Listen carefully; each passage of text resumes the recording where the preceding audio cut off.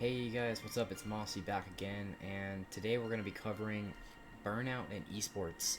Now, this is a really common topic that I see come up, so I'm looking forward to helping you guys out with a couple of our tips. Let's get into it.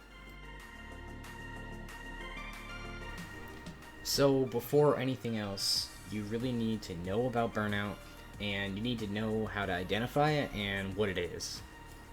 To put it simply, burnout is basically the feeling you get after playing a ton of ranked and tryharding just for a long period of time. You start to lose your passion and your motivation for your game of choice, and you start to look at other games just for a breath of fresh air. The thing is, everyone experiences burnout at different points, and different people have varying thresholds for how long they can go without burning out. It seems like an inevitable thing for everyone at some point. You can only go so hard for so long. However, there are a few tips for dealing with it and getting the most out of your bursts of motivation. The best players at the top of esports are using some variation of these to ensure that they get in good practice year round. So the first tip I have for you guys is probably the most obvious one. You will get infinitely more mileage out of your grind by being responsible and taking care of your IRL stuff before getting on the game. If you're falling behind in school or not taking care of your personal relationships, that stuff is going to catch up to you at some point. Regardless, it's best to have your priorities in order. Unless you're a pro gamer, all of us have obligations that need to be met, and it's good to take care of them on a daily basis.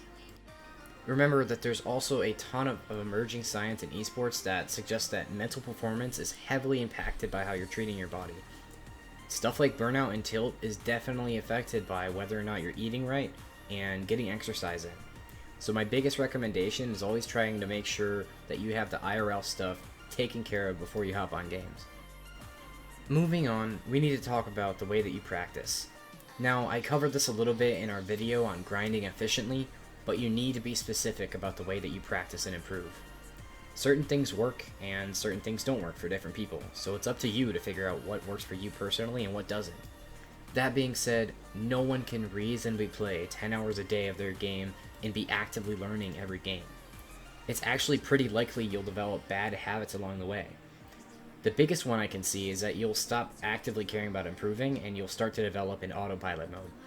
Some of the best pro gamers in the world often struggle with autopiloting during practice. It ends up wasting your time as well as your teammates, and no one wants to let their team down. One last quick tip for you guys is a reminder to take breaks. I'm sure this one is more common sense, but for example, I try to take a quick walk around the house, if nothing else then to grab water and to stretch my legs after like every hour of play. It helps to keep you from autopiloting and gets you some small amount of exercise. It can also just help to get your blood flow moving and prevent blood clots, so there's actual medical backing to do this. That's going to be it for today, guys. Hopefully some of these tips helped you guys out, and let us know if we missed any solid tips for burnout in the comments below. Also, don't forget to subscribe if you enjoyed the video or leave a like. Thanks so much for watching, and we'll catch you on the next one.